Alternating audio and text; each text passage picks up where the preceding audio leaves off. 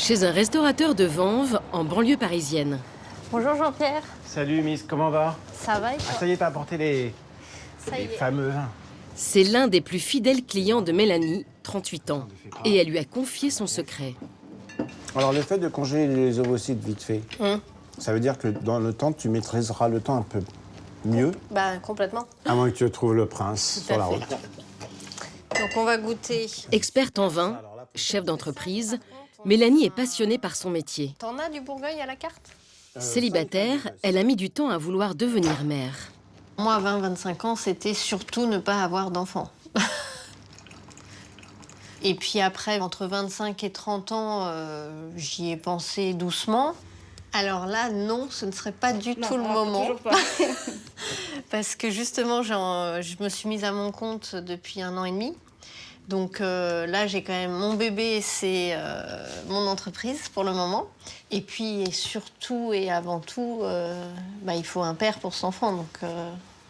Donc comme ce n'est pas encore arrivé, ce sera quand il sera là, quoi. Enfin, quand il y en aura un.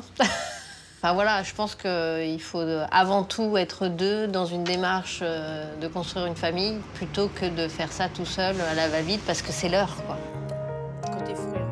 Mais l'horloge biologique tourne et Mélanie a décidé d'agir pour préserver ses chances d'avoir un enfant plus tard en faisant congeler ses ovocytes. Ça fait plus de 5 ans que j'y pense et que j'ai laissé passer parce que j'avais toujours voulu laisser faire les choses en me disant que si ça doit arriver, ça arrivera. Si ça ne doit pas arriver, ça n'arrivera pas. Et puis j'ai malheureusement pas rencontré quelqu'un qui voulait s'engager, tout du moins avec moi, dans cette aventure. J'ai continué ma vie, j'ai rencontré d'autres personnes. Et récemment, je me suis séparée d'une relation de seulement 5 mois. Donc s'il faut que je réessaye 5 mois pour me rendre compte que ça va pas, on passe le temps passe et puis on n'aboutit jamais à rien. Aujourd'hui, Mélanie se sent au pied du mur. Pour faire congeler ses ovocytes, elle n'a pas le choix. Elle doit partir à l'étranger, car la loi française le lui interdit. Le fait de devoir partir en Belgique congeler mes ovocytes, c'est pas évident. C'est sûr, on a un peu l'impression d'être hors la loi, d'une certaine manière. Faut que ça change. Laissez-nous faire ce qu'on veut.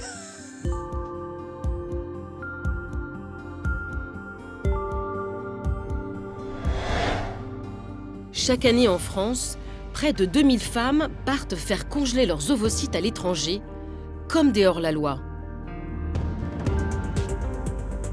Parce que l'âge de la maternité recule et qu'elles n'ont pas rencontré le futur père de leur enfant.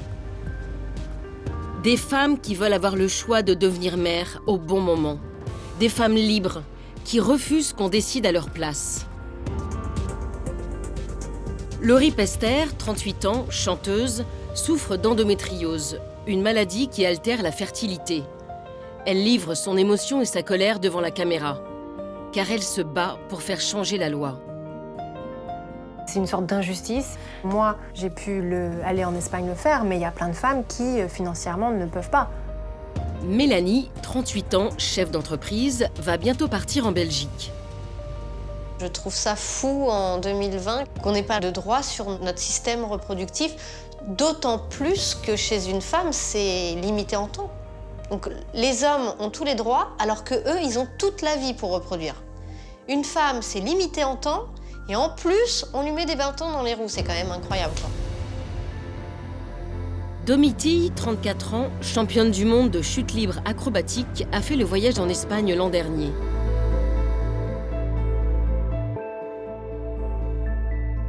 Congeler mes ovocytes, pour moi, c'était me donner une marge, m'acheter du temps.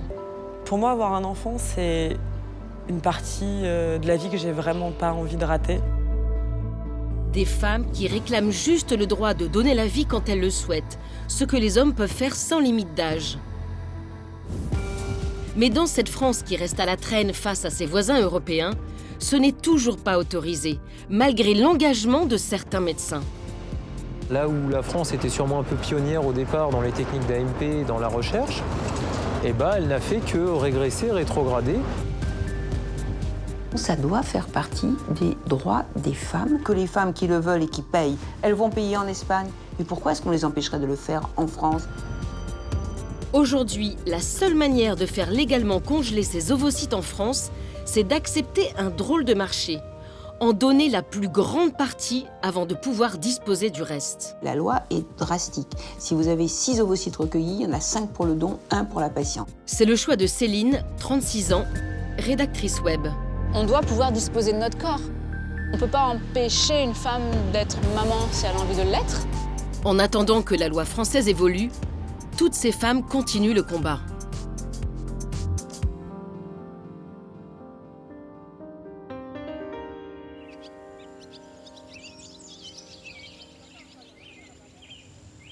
À Paris, nous retrouvons Mélanie. À part les confidences faites à son client, elle reste très discrète sur les étapes de son parcours. Bonjour. Oui. Il y a 10 jours, elle a commencé un traitement de choc pour stimuler ses ovaires. Voilà. Alors à J10, l'endomètre commence à s'épaissir. Et l'endomètre, c'est quoi? L'endomètre, c'est la muqueuse qui tapisse la cavité de l'utérus. On est à 7 mm, ce qui est une bonne chose à J10. Ils sont beaucoup plus gros que la dernière fois. Vous avez été stimulé pour C'est ça. Voilà, C'est ça. vous avez une stimulation. C'est impressionnant. Justement pour avoir beaucoup de follicules. Sous l'effet des hormones, un maximum de follicules va pouvoir arriver à maturation.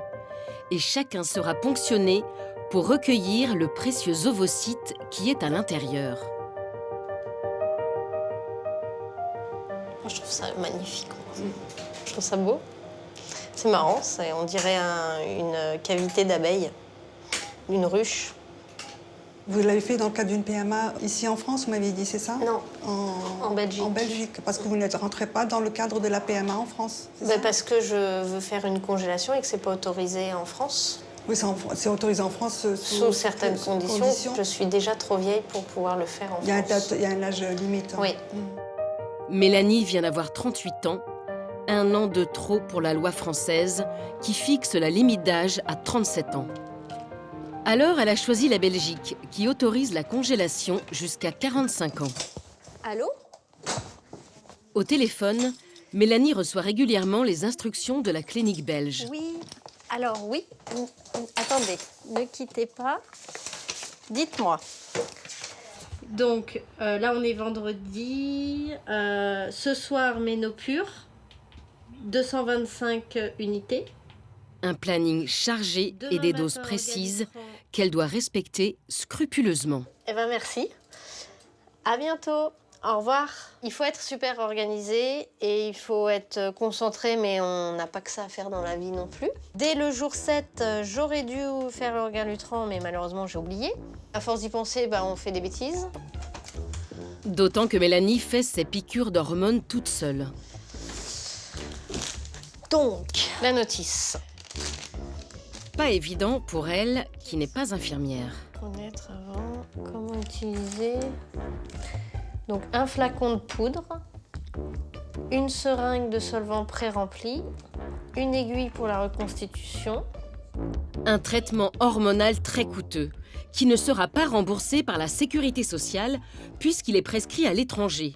Son coût, 2 000 €, auquel s'ajoutent 2 500 € pour l'intervention en Belgique. La première piqûre, je l'ai fait faire par une infirmière. Ensuite, je ne pouvais pas avoir une infirmière parce que je n'avais pas les ordonnances. Donc, je l'ai fait moi-même.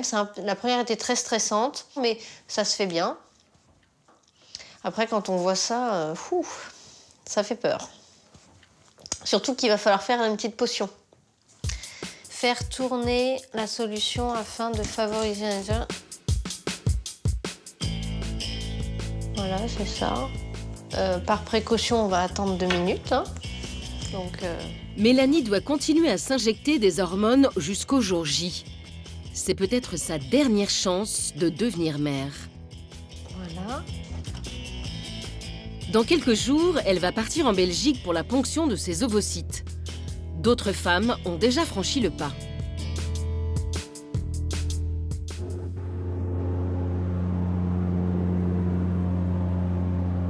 Alvor, au Portugal. Domitille, 34 ans, est championne du monde de free fly, la chute libre acrobatique.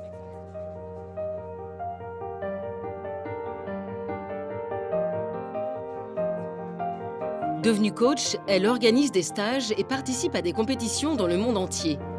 Elle adore sa vie de globe-trotter. Je suis arrivée il y a à peu près une dizaine de jours. Je suis là pour 15 jours, ce qui m'arrive très rarement de passer 15 jours au même endroit. Donc c'est plutôt un endroit assez sympa pour faire ça. Et je repars dimanche, une nuit à Paris et lundi matin à l'Arizona. Une vie de nomade, oui. Ça m'arrive assez rarement de passer beaucoup de temps au même endroit. Mais bon, ça fait 10 ans que je vis comme ça, donc c'est un peu ma normalité. Domitille est une femme libre, qui assume pleinement sa passion.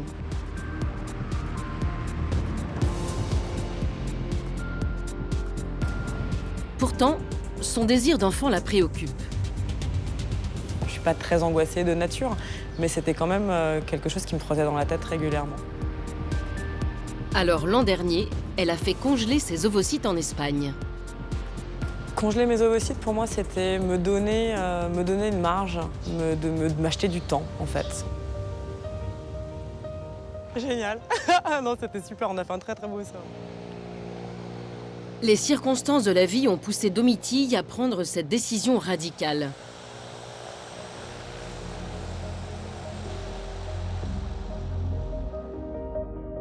Il y a 5 ans, alors qu'elle est en couple avec un jeune homme, parachutiste comme elle, un drame va stopper net leur projet de famille. À l'origine, j'ai voulu congeler des ovocytes, c'est parce que j'étais avec quelqu'un qui était pas mal plus jeune que moi et donc on se projetait dans un avenir avec une famille, mais pas tout de suite. Cet idiot n'a rien trouvé de mieux que de se tuer dans un accident quelques temps après cette décision. Et puis après, les années continuant à passer, je me suis dit c'est quand même idiot parce que j'ai toujours ce projet de famille, sauf que là, j'ai plus le chéri. Et puis je rajeunis pas, mon corps rajeunit pas. Et effectivement, mon mode de vie, de toute façon, me permettrait pas d'avoir un enfant la semaine prochaine. Donc toutes ces raisons un peu combinées m'ont poussé à faire ça. Et c'est vrai que là, maintenant, je vais avoir 35 ans là, dans quelques mois. Ça me rajoute quelques années de possibilités. Pour elle, le traitement a très bien fonctionné. Domitille sait qu'elle a 14 ovocytes qui l'attendent dans une clinique à Barcelone. En Espagne, la congélation des ovocytes est autorisée depuis plus de 10 ans. Psychologiquement, je me suis dit, OK, je peux me détendre un peu sur le sujet. Et, je pouvais réparer un peu mon cœur, peut-être trouver quelqu'un et pas être dans le stress de « Oh mon Dieu, si ça n'arrive pas dans l'année, c'est fini, je n'aurai jamais d'enfant ». Fais attention, souviens-toi de bien faire ton approche par le haut, car j'ai l'impression que tu arrives un peu trop bas. J'étais pas au courant en fait au départ que c'était pas autorisé en France, ou enfin que ça l'était mais sous des conditions très particulières. Et j'avais pas l'impression d'être une hors-la-loi, j'avais juste la sensation que la loi française n'avait pas encore vraiment rattrapé l'évolution des mœurs. On était un peu en retard en France et que comme moi j'avais pas le temps d'attendre, j'ai été le faire ailleurs. Depuis, Domitille n'hésite pas à partager son expérience avec ses amis, parachutistes comme elle. Trentenaires pour la plupart, elles viennent du monde entier. Je suis vraiment choquée que ce soit illégal en France de congeler ces ovocytes. Aux États-Unis, c'est légal, mais en fait, je n'ai jamais envisagé que la question se pose. Ce sont mes ovocytes, j'ai le choix d'avoir un enfant ou de ne pas avoir d'enfant. Et si je ne veux pas en avoir maintenant, je peux prendre cette partie de mon corps et la congeler et me donner la possibilité d'avoir un bébé quand je serai prête. Je viens d'une famille très traditionnelle au Portugal, donc c'est la question la plus posée à chaque repas de Noël, chaque repas de famille. Quand vas-tu te marier? Quand vas-tu avoir des enfants? Pour ma mère et mon père, c'est important. Donc oui, elle m'a offert pour Noël de congeler mes ovocytes. Et combien ça t'a coûté tout ça? En tout, ça m'a coûté 1 500 € environ, sans compter l'hôtel à Barcelone et ce genre de choses. C'est autour de 10 000 $ aux États-Unis. En tout, avec le traitement, Domitille aura dépensé 3 500 € pour préserver ses ovocytes. C'est intéressant d'en discuter parce que tu te rends compte qu'en fait, il y a plein de nanas qui n'avaient pas forcément pensé ou qui pensaient que c'était trop compliqué. Après, c'est sûr que moi, pour mon groupe de copines, de nanas qui avons à peu près milieu de trentaine maintenant, c'est des sujets qui sont importants parce que c'est le moment où ça se pose. Donc, ça vient de temps en temps dans la conversation. C'est pas non plus... on parle quand même plus souvent de parachutisme. J'en ai eu 14, ce qui est pas mal apparemment, mais la fille d'à côté en a eu 20. Avec ses 14 ovocytes congelés en Espagne, Domitille est un peu devenue une hors-la-loi. Car pour rester dans la légalité et faire congeler ses ovocytes en France, il faut accepter un drôle de marché. Comme Céline, 36 ans, à Bordeaux. Célibataire, elle a réalisé il y a quelques mois que sa fertilité n'était pas éternelle et que la loi française lui offrait une possibilité, le don d'ovocytes avec autoconservation. Le déclic, je l'ai eu en fait au moment où un couple d'amis proches a été confronté dans leur couple à un problème de stérilité. Et donc c'est là qu'elle m'a dit mais tu sais que toi, en tant que femme célibataire, n'ayant jamais eu d'enfant, tu peux également le faire, un don d'ovocytes avec autoconservation. C'est maintenant, s'il faut le faire, ce serait maintenant. Tu as le bon âge, c'est maintenant. Pouvoir conserver ses ovocytes pour soi, ce qu'on appelle l'autoconservation, en échange d'un don. C'est la seule option autorisée en France depuis 2016. Pour Céline, militante féministe, la loi française doit évoluer sur ce point. On doit pouvoir disposer de notre corps. On ne peut pas empêcher une femme d'être maman si elle a envie de l'être. Certaines choisissent de prendre leur temps, justement, bien se positionner dans leur métier, faire des choix de ce côté-là en premier, et puis peut-être aussi attendre de rencontrer la bonne personne pour fonder une famille. Mais quelque part, je me dis, je ne sais pas si ça se présentera ou pas, mais sauf que le jour où je serai décidée, qu'est-ce qui me reste comme possibilité? Alors, le débat est actuellement ouvert sur justement cette loi qui permettrait pour toutes les femmes de faire une autoconservation de leurs ovocytes. Je suis bien sûr pour. Céline est rédactrice web dans une agence de communication. Bonjour. Ça va? Ouais. Au bureau, elle a mis tout le monde au courant de ses intentions. Et sa responsable s'est montrée compréhensive. Je pense qu'il y a beaucoup de décideurs qui ne savent pas ce qu'est un ovocyte. Déjà, ils ne savent pas trop ce qu'est un clitoris, alors un ovocyte... enfin voilà, c'est... Un petit café? Oui, avec plaisir. J'ai pas forcément eu d'appréhension sur le fait de devoir le dire, de ma démarche, de faire un don d'ovocytes avec autoconservation. La seule chose peut-être, c'était du fait que c'était quand même de l'intime. Ça me concerne moi uniquement, c'est uniquement ma décision. Mais forcément, ça implique d'autres personnes. Donc, je suis obligée de les mettre au courant. Donc il me paraissait normal... de lui dire, de lui expliquer pourquoi j'allais être absente, finalement, que j'étais dans cette démarche-là.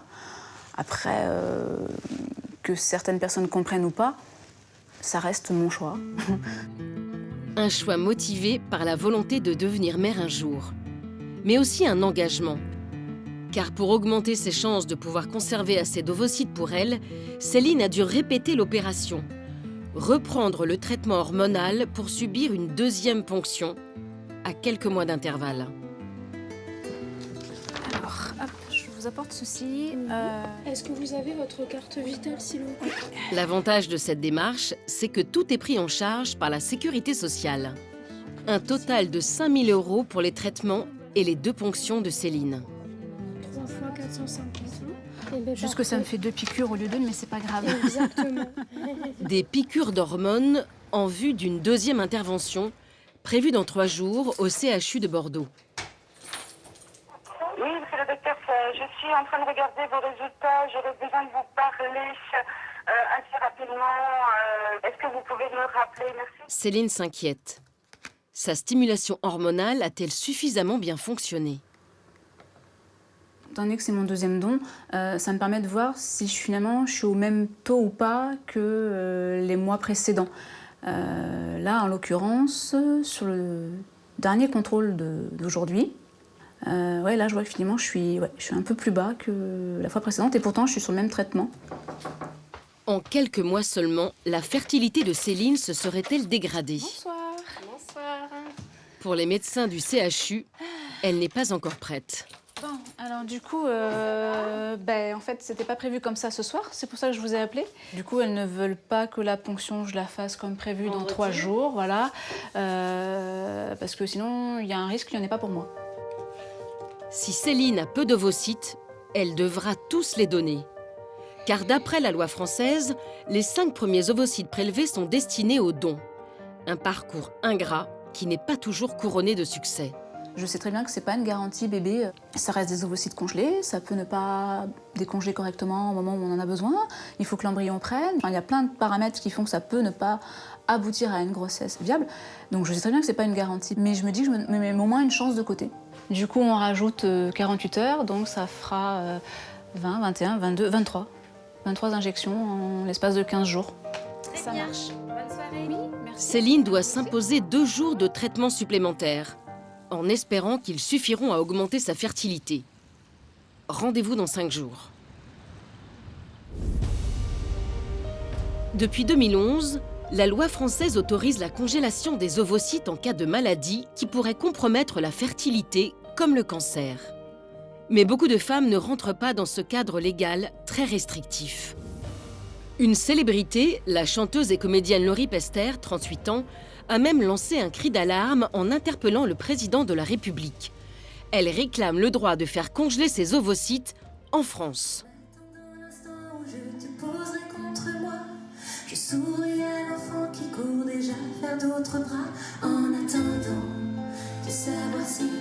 Jusque dans ses chansons, elle parle de son désir d'enfant. Car la jeune femme souffre d'endométriose, une maladie qui altère gravement la fertilité. Pourtant, malgré ce douloureux problème, la loi française lui interdit toute intervention. Et pour Laurie, c'est inacceptable. Oui, ça m'a mis en colère. Déjà, une première colère dans le sens où, endométriose ou pas, je pense qu'une femme a le droit de congeler ses ovocytes, malade ou pas malade. Et là, effectivement, en plus de ça, j'ai l'endométriose. On me dit, tu peux pas congeler tes ovocytes parce que t'es pas atteinte assez sévèrement. Laurie n'a pas le choix. Elle doit pratiquer l'intervention à l'étranger, en Espagne. Les médecins français m'avaient dit, voilà, vous êtes atteinte d'endométriose, vous n'êtes plus toute jeune, ça serait bien de congeler vos ovocytes. Je leur ai dit, ok, super, pas de problème, on fait ça où, quand, comment, on y va, demain, je suis partante. Bah non, en fait, vous pouvez pas le faire en France. Pardon, donc là, vous êtes en train de me dire qu'il faut que je fasse quelque chose, mais que mon pays me l'interdit. Bah ouais, c'est une sorte d'injustice. Moi, j'ai pu aller en Espagne le faire, mais il y a plein de femmes qui, financièrement, ne peuvent pas. Et qui sont autant atteintes d'endométriose que moi, ou peut-être même plus, et qu'elles aussi, on leur a dit, bah non, t'as pas le droit de le faire en France. Pourquoi empêcher ainsi une femme de devenir mère? Pour Laurie, c'est incompréhensible. Alors, il y a urgence. Pouvoir congeler ses ovocytes est un droit à conquérir. C'est un combat pour que la femme puisse disposer de son corps. Il y a eu des années avant la pilule, l'avortement. Et voilà, aujourd'hui, c'est la congélation d'ovocytes. Il faut que ce soit beaucoup plus accessible, ouais, à toutes les femmes qui en ont besoin et qui le veulent, quoi, qui veulent faire ça. Heureusement pour Laurie et les femmes qui se trouvent dans sa situation, certains médecins s'engagent en interprétant la loi française à leur manière. C'est le cas du professeur Michael Grimbert à l'hôpital Jean Verdier de Bondy, en banlieue parisienne.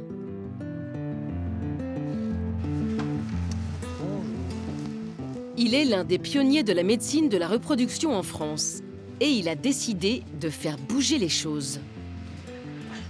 On est assez permissif. C'est vrai qu'une femme qui vient pour congeler avec des lésions, y compris d'endométriose aussi minime soit-elle, si elle veut congeler, on pense qu'elle peut rentrer dans le cadre de la loi et elle rentre dans le cadre de la loi en l'occurrence. On a une vision qui est peut-être plus souple que pourraient l'avoir certains autres. Sans doute aurait-il accepté de congeler les ovocytes de Laurie. Je préfère largement prévenir les éventuels dégâts et les éventuelles consultations que j'ai au quotidien, qui sont des femmes à qui je suis obligé de dire malheureusement je ne peux plus rien faire parce que vos ovaires sont plus assez fonctionnels. Et c'est vrai que si jamais ces femmes-là avaient congelé à un âge plus jeune, avec des ovules de potentiel liés à leur âge, donc plus jeune et donc meilleur, eh bien ça aurait donné des vraies chances à ces femmes. Donc je fais une échographie, c'est juste pour vérifier où je vais faire l'anesthésie. Un gynécologue à part, militant et décontracté. Vous avez une préférence pour la musique ? On vous met ce que vous voulez. Hein. Non, dites-nous. Par contre, vous êtes obligé de chanter. Vous voulez le masque pour l'anesthésie locale ? Ah ouais, je veux bien. C'est parti. Ça va ? Vous voyez l'aiguille et qui va vider le liquide. Ça va ? Niveau douleur ? C'est gérable ? Ça fait mal ? Non. Malgré ses années d'études et son expérience, Michael Grimbert reconnaît qu'il est difficile de faire des pronostics fiables en matière de fertilité féminine. Cette femme, on l'a fait rentrer dans le cadre aussi parce qu'elle a des paramètres qui sont un peu diminués, qui laissent penser qu'elle pourrait peut-être avoir un problème de fonction ovarien à terme, à plus ou moins court terme. Et ça, malheureusement, on ne le sait pas, c'est toujours pareil. Il y a beaucoup de femmes qui, avec ces paramètres-là, auront des enfants tout à fait naturellement. En fait, on est tellement imparfait dans nos connaissances aujourd'hui que c'est très compliqué de dire qui a vraiment absolument besoin. C'est le manque de marqueurs de fertilité et d'infertilité qui fait qu'aujourd'hui, la congélation, elle est assez largement ouverte. À l'hôpital de Bondy, plus de 500 ponctions d'ovocytes sont réalisées chaque année. C'est l'un des centres français qui en congèle le plus. Ici, dans le laboratoire de biologie de la reproduction, le docteur Christophe Siffer est responsable de leur congélation. Je vais manipuler ces ovocytes en les mettant dans des bains successifs. Puis les ovocytes, je les déposerai sur une paillette.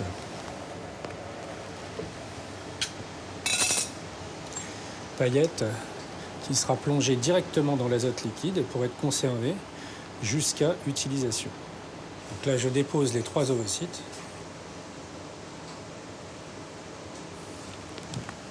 Voilà, la première paillette est faite. Plongés dans de l'azote liquide à moins 196 degrés Celsius, les ovocytes sont ainsi vitrifiés. Une nouvelle technique qui permet de les congeler sans les endommager. Et je vais mettre chacune des paillettes dans des endroits qui sont dédiés et qui seront annotés pour les retrouver au moment où j'en aurai besoin. On pourrait les garder des milliers et des milliers d'années puisqu'ils sont dans l'azote liquide et figés. De fait, ils peuvent rester jusqu'à réutilisation, exposant la femme ainsi à des chances de succès, non pas à l'âge civil qu'elle aura au moment où elle reviendra nous voir, mais à l'âge ovarien figé aujourd'hui au moment de la congélation ovocytaire. Pour le professeur Grimbert, la fertilité est un véritable enjeu de santé publique. Alors, il se bat pour que la loi autorise la congélation des ovocytes sans condition. Pourquoi l'autoriser à toutes les femmes, même sans maladie ? C'est relativement simple, en fait. C'est qu'aujourd'hui, on fait énormément de FIV qui vont dans le mur, pour lesquelles on subit les échecs en permanence.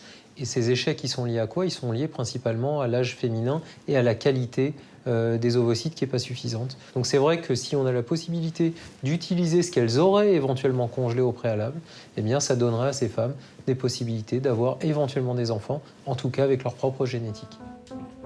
Des fécondations in vitro plus efficaces grâce à des ovocytes plus jeunes. Voilà qui permettrait à la sécurité sociale de faire des économies. Pourquoi accepter de rembourser des FIV qui n'ont quasiment aucune chance de marcher? Pourquoi obligerait-on à envoyer les femmes à aller faire ça à l'étranger si elles n'ont pas de problème de santé, alors que c'est juste des femmes qui sont préoccupées par leur fertilité et qui ont finalement presque tout compris, qui ont juste envie de se donner toutes les chances au meilleur moment de leur vie. Et ça, aujourd'hui, en France, c'est pas normal qu'on ne les y autorise pas. Changer la loi lui paraît nécessaire et urgent. notamment pour éviter à tant de femmes de la contourner en partant faire congeler leurs ovocytes à l'étranger. Nous retrouvons Mélanie en route vers la Belgique. Elle se serait bien passée de ce déplacement. Très discrète sur sa démarche, elle assume seule ce voyage éprouvant. J'étais vraiment épuisée ce matin, donc je pense que c'est l'effet de la dernière piqûre, et puis peut-être un peu le stress. Il faut que je me débrouille toute seule, donc ça c'est quand même un peu stressant. Si c'était légal en France, ça serait une petite partie de stress en moins, quoi. Il est 6 h du matin.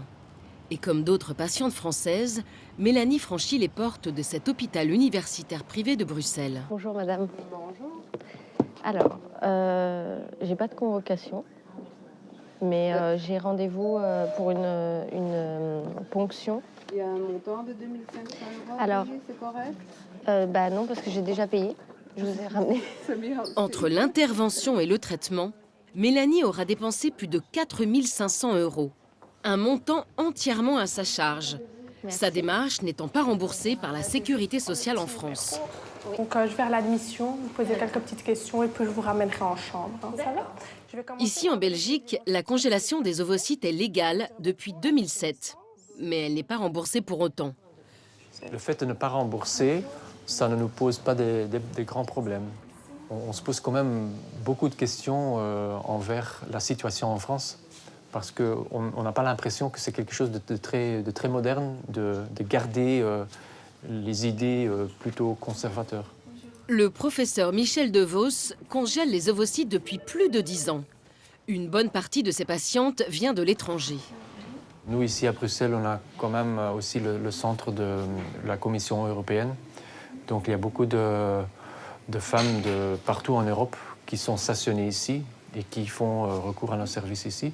Mais aussi, on a des Françaises parce que la région parisienne ne se trouve pas très loin d'ici, à 1h30 de train. Vous allez bien? Très bien. C'est lui qui va s'occuper de Mélanie aujourd'hui. L'intervention est imminente. C'est quand même mes ovaires qui ont été stimulés pour produire plus de follicules et plus d'ovocytes. Donc ça travaille, c'est un petit peu douloureux. On sent qu'il y a quelque chose quoi, qui est pas comme d'habitude. Donc c'est pas un accouchement, non, mais en tout cas c'est une première étape vers un futur accouchement, on verra. À 38 ans, Mélanie attend beaucoup de cette ponction. Vous me permettez que j'introduise un instrument? Voilà. Je crois que vous n'avez pas le choix. Mais non, mais... C'est parti. Une ponction des ovaires en général, on le fait donc chez plus que 5000 femmes par an, surtout dans le cadre d'un problème de fertilité. Et donc l'année passée, on a fait 220 ponctions d'ovocytes dans le cadre d'une congélation. Les ovocytes de Mélanie vont être vitrifiés et conservés ici pendant 10 ans. Pour les récupérer en vue d'une fécondation, elle devra revenir à Bruxelles. Voilà, ne vous saisissez pas. Hop. Voilà, c'est juste ce petit pincement. Voilà, c'est déjà fini. Un peu choqué, non? Les piqûres. Les piqûres, pas agréables. Hein? C'est dur, quoi. C'est un investissement physique, psychique, oui, c'est ça. Exactement. Ouais. Soulagée, Mélanie regagne sa chambre, avec l'espoir d'avoir préservé sa fertilité. Donc 8 ovocytes matures en total ont été vitrifiés, cryocongelés pour vous. Voilà. Super. Bon, donc du coup, il faut quand même sûrement que je considère l'idée de refaire un prélèvement. Avec 8 ovocytes, Mélanie n'a que 20% de chance d'avoir un enfant le moment venu. Acheter doucement. D'accord. Donc, merci beaucoup. Bonne chance. Aujourd'hui, elle regrette d'avoir attendu ses 38 ans pour subir cette intervention. Ça renforce mon idée. Depuis mes 32 ans, j'y pensais. Et je me dis, quel dommage de ne pas l'avoir fait, quoi. Et je pense que J'avais pas la maturité pour entreprendre ce petit périple vers la Belgique toute seule. À ce moment-là, je pense que j'avais pas la maturité pour le faire. Donc je l'ai pas fait. Et je regrette un petit peu parce qu'en effet, vu le résultat, c'est sûr qu'à 32 ans, une intervention aurait certainement suffi. Donc il faut, dès qu'on y pense, il faut pas hésiter, quoi. Ne pas attendre et mettre toutes les chances de son côté pour pouvoir devenir mère. Car à 35 ans en moyenne, la fertilité des femmes chute brutalement. Comment faire passer le message ?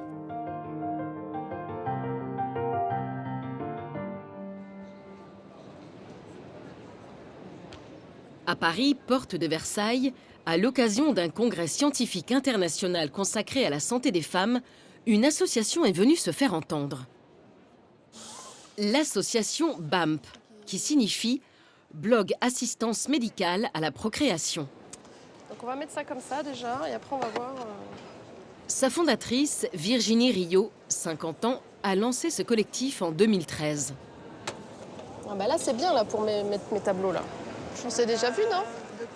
L'objectif de Virginie, convaincre un maximum de gynécologues d'aborder systématiquement les questions de fertilité avec leurs patientes. Être informé, ça permet de faire des choix. C'est-à-dire, on sait, donc on fait des choix. Et ça, c'est important de pouvoir les faire le plus tôt possible.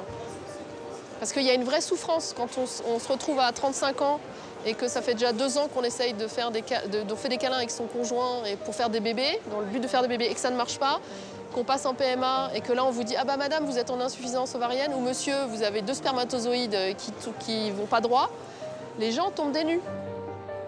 Virginie sait de quoi elle parle. Elle a connu un long parcours de PMA. Quand j'avais 20 ans, j'ai désiré avoir des enfants.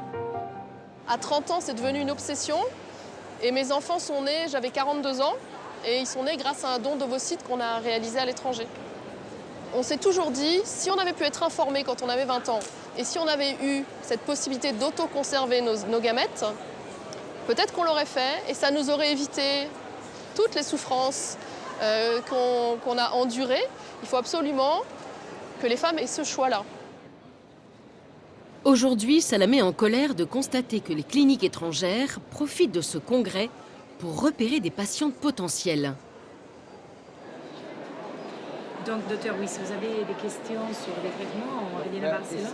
Je vais essayer de trouver plus de patients. Oui. Et au fur et à mesure, oui. Vous m'envoyez des renseignements. Bien sûr. On est dans un système hypocrite. On voit des cliniques espagnoles notamment. Je ne vois pas de clinique d'AMP française. Et donc c'est vrai qu'on se dit c'est bizarre. Elles viennent ici en fait informer, dire qu'elles existent. Et surtout, si on est spécifiquement sur l'autoconservation, il y a un gros travail de marketing qui est fait. C'est-à-dire qu'un professionnel qu'elles auront informé du dispositif qu'elles proposent en vitrification des ovocytes, c'est un professionnel qui éventuellement pourra en parler à une patiente qui s'adresse à lui. Et nous, on veut que ça puisse se faire en France par des professionnels français, dans des cliniques françaises. Mais pour cela, il faudrait que la loi change. Que les militants, les associations et les spécialistes de la fertilité continuent à se mobiliser pour défendre la cause des femmes.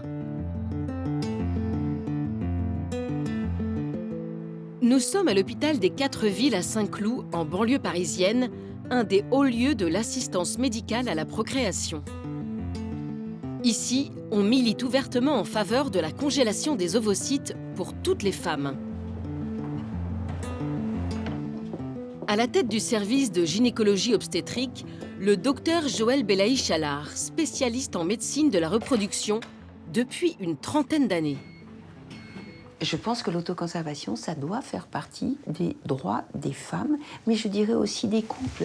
Parce qu'en fait, trop souvent, la femme de 40 ans qui arrive et auquel on fait une seule proposition en France, « Ah, madame, vos ovaires sont trop vieux. Bon, bah alors, ayez recours au don d'ovocytes, l'ovocyte d'une autre femme. Ah oui, vous auriez pu avoir vos ovocytes à vous conserver. Ah ben non, bah c'est pas autorisé chez nous. Dommage, vous seriez une Espagnole ou une Belge. Ah oui, vous auriez pu. » Ça, c'est pas la justice. Une loi qui est basée sur des fausses croyances et qui n'est valable que d'un côté des Pyrénées, elle est faite pour que tout le monde la contrecarre et essaye de tricher. Et c'est pas une bonne solution. Il faut que les patientes qui le veulent puissent conserver à partir de 30 ans. C'est vrai qu'après 37 ans, les taux de succès sont moins bons. Donc c'est vrai que le 32-37 ans proposé dans le projet de loi ne nous semble pas illogique. Mais attention, ça pourrait être remboursé de 32 à 37 ans, mais que les femmes qui le veulent et qui payent, elles vont payer en Espagne. Mais pourquoi est-ce qu'on les empêcherait de le faire en France? Vous pouvez faire une chirurgie esthétique qui n'est pas remboursée par l'assurance maladie. Eh bien, pourquoi est-ce qu'on ne pourrait pas faire une conservation non remboursée? C'est l'un des messages que le docteur Belaïch Chalard veut faire passer aux parlementaires qui s'apprêtent à réviser la loi de bioéthique. Bonjour monsieur. Direction l'Assemblée nationale pour une audition face aux députés. Une commission spéciale s'est réunie, dont fait partie justement le professeur Michael Grimbert. On n'empêchera pas certaines femmes à 30 ans de ne pas avoir de conjoint ou d'être encore célibataire. Et bien dans ce cas-là, éventuellement, leur ouvrir la porte de l'autoconservation, je ne vois pas en quoi ce serait problématique. Et ça Je partage tout à fait tout ce qui a été dit par Michael Grimbert. On dit toujours ce sont les femmes qui font carrière, mais c'est pas vrai du tout. En fait, on le sait maintenant, il y a des enquêtes américaines, israéliennes, turques, il y a des enquêtes partout pour dire pourquoi les femmes font des enfants tard. 80% d'entre elles répondent parce que je n'ai pas trouvé l'homme avec qui faire un enfant. Les hommes ont du mal à s'engager et c'est essentiellement parce qu'elles n'ont pas de conjoint que nos patientes nous disent « je voudrais faire une autoconservation ». Depuis plusieurs mois, les débats se poursuivent au Parlement. PMA pour toutes, congélation des ovocytes, les sujets qui fâchent sont nombreux.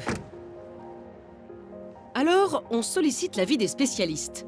Sur place, Joël Belaïch Chalard retrouve le professeur Israël Nizan du CHU de Strasbourg, un gynécologue médiatique qui a toujours défendu les femmes. Ça fait tellement d'années qu'on demande ces évolutions de la loi pour nos patientes, pour les femmes de France, qu'on est tous tombés d'accord. Oui, il faut qu'on arrive à s'exprimer, il faut qu'on arrive à le dire, il faut qu'on arrive à défendre nos patientes. C'est très important. Et puis, on n'est pas que des docteurs. On est aussi des gens qui témoignons de la souffrance des femmes que nous rencontrons jour le jour, ce qui n'est pas le cas des parlementaires. Et à ce titre-là, on a une obligation de témoignage. Oui, on est des médecins, ça nous donne une obligation de réserve. Non, on entend des choses que n'entendent pas les autres personnes. Et je crois que c'est utile pour les parlementaires d'entendre notre son de cloche. Malgré ces discours militants, après des heures d'audition, la polémique se poursuit. Et la France prend du retard par rapport à ses voisins européens.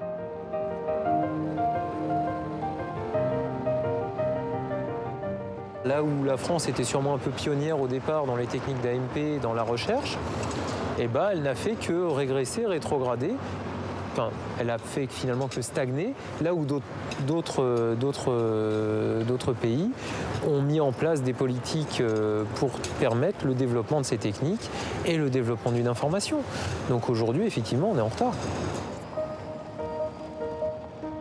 Une France qui reste à la traîne. Alors qu'en Italie, en Belgique, au Royaume-Uni ou en Espagne, la congélation pour toutes les femmes est autorisée depuis plus de 10 ans. Comment en est-on arrivé là? Philosophe, Frédéric Worms fait partie du comité consultatif national d'éthique, un comité indépendant qui a rendu récemment un avis favorable sur la congélation des ovocytes. Ce qui est propre à la France, c'est d'avoir mis les problèmes bioéthiques au cœur de tous les problèmes de société. À mon avis, pour le meilleur, puisqu'il y a le comité d'éthique, c'est parce qu'on a considéré que les problèmes de bioéthique n'étaient pas juste des problèmes techniques de la médecine, pas non plus des problèmes politiques, idéologiques, et méritaient une réflexion d'ensemble de la société. Ce qui est très important à comprendre, c'est que pour la congélation des ovocytes, on voit bien que la technique elle-même ne pose pas de problème éthique. La preuve, c'est que c'est autorisé pour des raisons médicales. Si une femme risque d'être stérile à cause d'un cancer, on va lui permettre de congeler ses ovocytes pour pouvoir les retrouver après le traitement. Donc ça veut dire que la technique elle-même n'est pas considérée comme immorale, ne pose pas de problème de principe. Mais alors d'où viennent les réticences? Pourquoi parle-t-on d'autoconservation de convenance en l'absence d'urgence médicale? Pour le philosophe, les mots ne sont pas anodins. Quand il n'y a pas de problème médical, eh bien, ce serait forcément un caprice secondaire, quelque chose qui n'aurait aucune importance vitale. Or, c'est faux. C'est faux. Le désir d'enfant est évidemment quelque chose de fondamental. Mais appeler ça la convenance, c'est vraiment du mépris. C'est instituer le mépris. C'est-à-dire qu'il n'y aurait pas de milieu entre une femme qui le ferait parce qu'elle a le cancer et une femme qui le ferait comme elle irait s'acheter une robe un peu chère et voudrait se la faire rembourser en plus par la sécurité sociale. Vous voyez, on a l'image derrière de la frivolité féminine. Et donc c'est en effet assez grave de parler du projet d'enfant comme un choix de convenance. Je pense qu'il ne faut pas se voiler la face et que ce sujet est bloqué par dans le blocage, il y a quand même des représentations paternalistes. C'est vrai que je pense qu'il y a une représentation que, effectivement, dans la procréation, les femmes sont au service de quelque chose qui les dépasse et non pas dans le libre choix d'un projet fondamental pour leur vie et qu'elles peuvent maîtriser en toute responsabilité. En attendant, en France, les femmes n'ont pas d'autre choix que de donner leurs ovocytes pour pouvoir en congeler pour elles. À Bordeaux, nous retrouvons Céline à la fin de son traitement hormonal. Pour elle, c'est le grand jour de la ponction. Sa mère est venue la soutenir dans ce moment important. Mais une question demeure. Après le don obligatoire, Céline aura-t-elle assez d'ovocytes pour en garder pour elle? C'est pas que j'ai mal dormi, mais je me suis pas mal retournée, parce que ça me tire dans le ventre, malgré tout. Là, ça fait 3 jours de plus, donc il est temps que ça arrive, finalement, cette intervention. La première fois, ça s'était bien passé, donc je pense qu'il n'y a pas de raison, hein. T'as peut-être plus d'appréhension, là. Oui, parce que j'ai moins réagi au traitement. Ben oui. Et qu'est-ce que ça va donner? Enfin, je ne sais pas. Oui, ça c'est sûr. À l'âge où elle arrive, je suis sûre que un bébé, c'est toujours une bonne nouvelle. Oui. Bien sûr. Ah bon, bah, il n'y a pas de raison. Hein. Non. Mais après... Jamais trop tard, parce que maintenant, le progrès est il n'est jamais de trop plus en tard. plus tard. Mais quoi? ton corps est, lui, pas toujours Moi, présent au moment où tu en as besoin. C'est aussi moi, pour ça que je le fais. Moi, j'avais 30 ans quand tu es née, donc voilà. Je sais. Hein, donc, Et oui, mais ça, c'est sûr que c'est un beau cadeau quand même d'être maman. Voilà, il faut que tu te dépêches si tu veux qu'on en profite aussi. Oui, mais je sais bien. Tu sais bien? Je sais bien. Ouais, bon. Bien sûr. Pour la deuxième fois en 6 mois, Céline a rendez-vous au CHU de Bordeaux, dans un centre d'études et de conservation des œufs et du sperme, un CECOS. Ici, on réalise chaque année autour de 200 ponctions d'ovocytes, dont une quarantaine est destinée aux dons. Médecin biologiste, le docteur Aline Papaxantos est responsable du service d'aide médicale à la procréation. Très bien, et le couple receveur... Elle travaille dans ce domaine depuis plus de 30 ans et elle a vu évoluer le profil des donneuses. On a vu arriver des femmes plus âgées, des femmes de 34, 35, 36 ans qui n'avaient pas procréé et qui ont saisi cette occasion pour autoconserver. Comme Céline, 60% des femmes qui donnent aujourd'hui leurs ovocytes espèrent en conserver pour elles. Mais la loi est restrictive. En dessous de 5 ovocytes recueillis, tout va pour le couple receveur. Entre 5 et 10, il faut prioriser le couple receveur. Et au-delà de 10, on peut faire moitié-moitié. Mais quelque part, nous avons eu des situations très difficiles où la dame venait non pas pour donner, mais pour autoconserver, et à qui on devait annoncer dans la chambre qu'elle n'avait pas d'ovocytes pour elle. Et j'ai quelques souvenirs de femmes qui ont été vraiment... qui se sont effondrées. Bonjour. C'est le taxi. D'accord. Je peux la laisser en autobloc. Ok. À tout à l'heure. Allez, Ça marche. Petit bisou. Oh, mais t'es trop loin. Allez, c'est bon, ça va aller. Allez, roule. À tout à l'heure, ma grande. En descendant au bloc, Céline espère qu'elle aura suffisamment d'ovocytes pour pouvoir en garder pour elle. Je commence à gauche. On voit l'aiguille qui arrive là.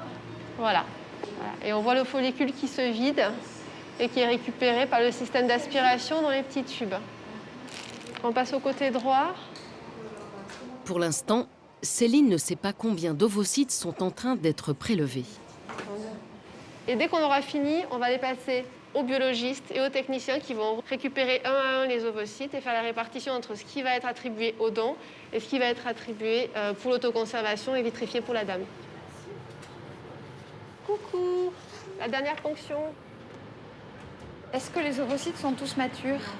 Seuls les ovocytes aptes à être fécondés sont conservés. Le médecin supervise l'opération.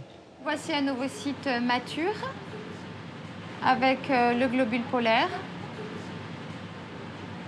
Et voici un ovocyte immature, sans le globule polaire, sans la petite boule entre les deux membranes. Sous microscope, les ovocytes de Céline sont triés minutieusement. Et 5 d'entre eux minimum vont être donnés à des couples infertiles. Au centre de Bordeaux, la liste d'attente est longue et les délais sont en moyenne de 2 ans et demi. La plupart du temps, les ovocytes sont donnés immédiatement, sans être congelés. La maman de Céline s'interroge. Le couple qui va bénéficier des ovocytes de sa fille serait-il présent aujourd'hui dans le même service? Ça, tu le sauras pas. Ben non, ça tu le sauras pas. Ben oui, mais c'est bon. C'est ça le minimum. Qu'est-ce que vous vous demandez là? Ben, si c'était fait en direct, comme vous disiez, tout de suite, là, après la ponction de Céline, si quelqu'un attendait dans la chambre d'à côté pour... Dans la chambre d'à côté, ou ailleurs. oui, ou à l'étage au-dessus ou en dessous, j'en sais rien, mais... Bah oui, si ça avait été en frais, ça aurait été... Ils t'ont jamais dit le délai qu'ils sont en attente? Ça, non. Tu ne sais pas non plus? Non. Ouais. Non, t'as pas d'informations. Non. Et puis, il y a des informations, de toute façon, t'as pas à savoir, quelque part. Ça ne te regarde pas, enfin, c'est pas... J'ai pas fait attention. Bonjour madame. Bonjour. Céline va enfin connaître ses résultats. Oui, ça va. Oui. Bien. Alors, nous avons pu congeler 4 ovocytes. D'accord, ok. Voilà, qui se rajoutent Ouais, à mon premier stock. Ouais, d'accord. Lors de sa première intervention, Céline avait pu garder 6 ovocytes. Cette fois-ci, il lui en reste moins. Un exemplaire? Oui, merci beaucoup. Bonne journée. Du coup, on atteint les 10, donc je me dis quand même que sur les 10, s'il y a vraiment besoin d'en utiliser, il y en aura au moins un qui sera viable quand même. Ça serait quand même vraiment pas de chance, mais non, ça va. Après, 4, finalement, je me dis que c'est pas si énorme que ça, hein, par rapport à la première fois. C'était exactement le même traitement, qui a finalement aussi duré 3 jours de plus. Bon, il y en a 10. Avec 10 ovocytes à 36 ans, Céline n'aura que 30% de chances de devenir mère le moment venu, grâce à une fécondation in vitro. Oui, la fertilité féminine diminue avec l'âge. Ce qu'il faut savoir, c'est que une petite fille naît avec tout son stock d'ovocytes qu'elle va utiliser pendant toute sa vie reproductive. Ça veut dire qu'un ovocyte qui est ovulé à 25 ans, ça fait 25 ans qu'il attend. Un ovocyte ovulé à 36 ans, ça fait 36 ans qu'il attend d'être utilisé. Et donc, c'est pour cela qu'il y a une diminution de la compétence de cet ovocyte pour former un embryon, un enfant.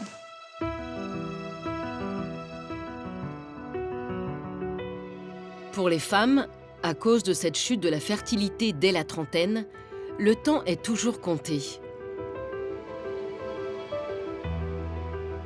Sauf pour celles qui, comme Domitille, la championne de free fly, ont déjà fait congeler leurs ovocytes. Depuis notre dernière rencontre, la vie de Domitille a changé. Grâce à Will, un Anglais de 39 ans, pilote d'hélicoptère dans la Navy. J'aurais pas envisagé une relation de la même façon avec lui si c'était quelque chose où il savait d'avance qu'il voulait jamais avoir d'enfant ou si c'était un sujet sur lequel il était ouvert. Donc je l'abordais rapidement juste pour savoir dans quoi je me lançais en fait avec lui.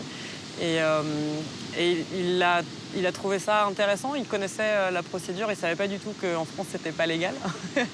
Donc il était un peu surpris de ça. Mais pour lui, c'était assez rassurant de se dire que c'était un sujet dont on pouvait parler, mais aussi pas quelque chose en mode couteau sous la gorge. Il me faut un gamin la semaine prochaine, sinon ça va pas le faire, quoi. Domi m'a dit qu'elle avait congelé ses ovocytes. J'ai trouvé que c'était une bonne idée d'avoir fait ça. Un bon moyen de se rendre la vie plus facile. De relâcher la pression, de savoir quand ce sera le bon moment, quand les circonstances de la vie le permettront. Mais pas trop tard. Et comment savoir qu'il n'est pas trop tard? C'est vraiment difficile de répondre à cette question avant d'avoir une meilleure idée de la vie.